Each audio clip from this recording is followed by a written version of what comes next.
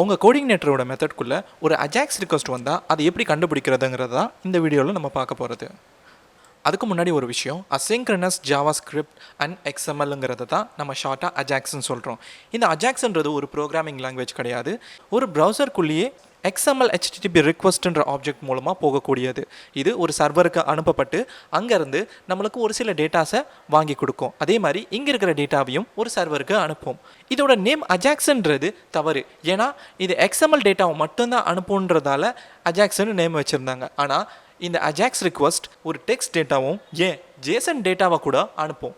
அதனால் பல வெப் சர்வர்கள் இந்த அஜாக்ஸை பயன்படுத்தி தான் தங்களுடைய பேஜில் லைவாகவே டேட்டாவை அப்டேட் பண்ணிக்கிட்டு இருக்கோம். ஒரு பேஜில் ரிஃப்ரெஷ் பண்ணாமலே சில டேட்டாக்களை நீங்கள் மாற்றணும்னு நினச்சிங்கன்னா இந்த அஜாக்ஸ் ரிக்வெஸ்ட் உங்களுக்கு ரொம்பவே உபயோகமாக இருக்கும். இது ஒரு புது ப்ராஜெக்ட். இந்த ப்ராஜெக்ட்குள்ளே கண்ட்ரோலர் ஒன்று இருக்குது, ஹோம்ன்ற கண்ட்ரோலர். இந்த ஹோம் கண்ட்ரோலருக்குள்ளே செட்டிங்ஸ்ன்ற ஒரு மெத்தட் இருக்குது. அதில் திஸ் லோட் வியூன்ற இந்த இன்ஸ்ட்ரக்ஷனை கொடுத்து நம்ம செட்டிங்ஸ்ன்ற ஒரு வியூவை லோட் பண்ணுறோம். இந்த செட்டிங்ஸ் வியூ நம்மளுடைய வியூஸ் ஃபோல்டரில் இருக்குது. இப்போது இந்த மெத்தடை கால் பண்ணாலே போதும், ப்ரௌசரில் போயிட்டு உங்களுக்கு இந்த பேஜ் வந்துடும். இந்த வியூக்குள்ளே இருக்கிற கண்டென்ட்டும் இது தான். இப்போது உங்களுடைய கண்ட்ரோலரில் இந்த செட்டிங்ஸ் மெத்தடை நம்ம ஆக்சஸ் பண்ணாலே இந்த பேஜ் வந்துடுது. ஆனால் இந்த செட்டிங்ஸ் மெத்தடை நான் ஆக்சஸ் பண்ணும்போது எனக்கு இந்த பேஜ் வரக்கூடாது.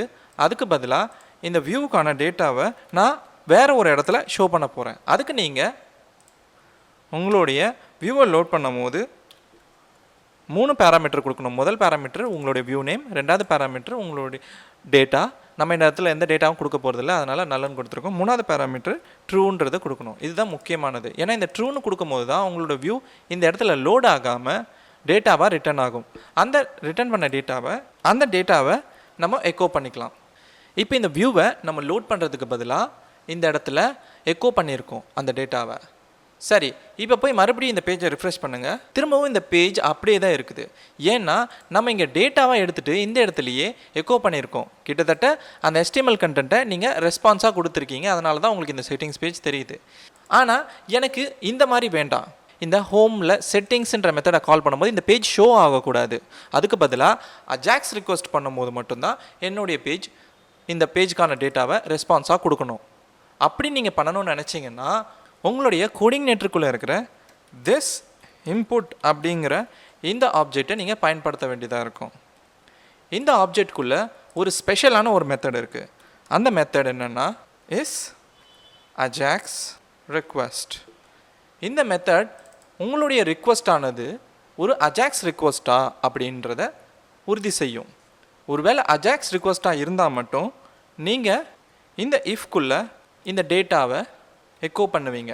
அப்படி இல்லை அப்படின்னா இந்த பேஜை அக்சஸ் பண்ண முடியாது அப்படின்ற ஒரு மெசேஜை எக்கோ பண்ணுறீங்க. சரி, இப்போ நம்மளுடைய ப்ரௌசரில் போய்ட்டு இந்த பேஜை அக்சஸ் பண்ணுவோம். இப்போ பார்த்தீங்கன்னா you cannot access this page directly அப்படின்ற இந்த மெசேஜ் வரும். உங்களால் இந்த செட்டிங்ஸ் பேஜ் அக்சஸ் பண்ண முடியாது டைரெக்டாக. அப்படின்னா நீங்கள் உங்களுடைய ரிக்வெஸ்ட்டு அஜாக்ஸ் ரிக்வெஸ்ட்டாக இருந்தால் மட்டும்தான் அந்த ரெஸ்பான்ஸ் உங்களுக்கு கிடைக்கும்னு அர்த்தம். அப்போ நம்ம இந்த இடத்துல ஒரு அஜாக்ஸ் ரிக்வெஸ்ட்டை பண்ணி பார்ப்போம். அதுக்கு நம்ம இன்னொரு பேஜை உருவாக்குவோம், ajax.php. இதுக்குள்ளே நம்ம ஒரு ஸ்கிரிப்ட் ஒன்று போட போகிறோம். இப்போ இந்த பேஜில் நம்ம ஒரு ஸ்கிரிப்ட் ஒன்று போட்டிருக்கோம். இது ஒரு jQueryயோட ஸ்கிரிப்ட். இதுக்காக நீங்கள் jQuery லைப்ரரியை மேலே இன்க்ளூட் பண்ணியிருக்கணும். அதோட இந்த ஃபங்க்ஷன் ஒரு சிம்பிளான ஆன் கிளிக் ஃபங்க்ஷன் தான். இந்த பட்டன், அதாவது மேலே இந்த டிவ்குள்ளே கொடுத்துருக்கிற இந்த பட்டன் கிளிக் ஆன உடனே இந்த செட்டிங்ஸ்ன்ற ஒரு யூஆர்எலுக்கு அஜாக்ஸ் ரிக்வெஸ்ட் நடத்துது.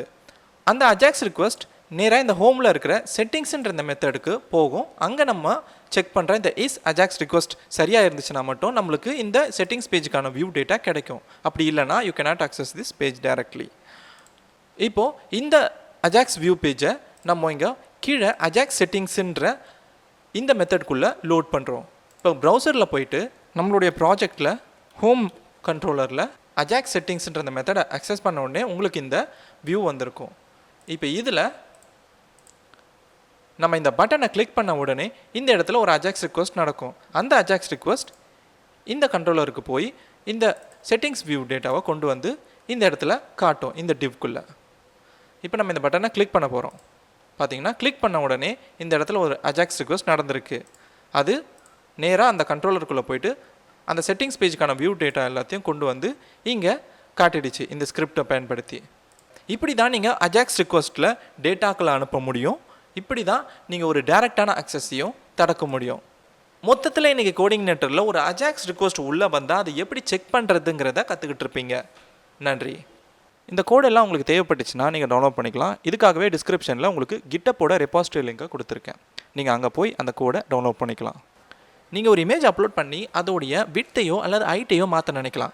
அதை இந்த கோடிங்நெட்டருக்குள்ளே எப்படி பண்ணுறதுங்கிறத தான் அடுத்த வீடியோவில் பார்க்க போகிறோம்.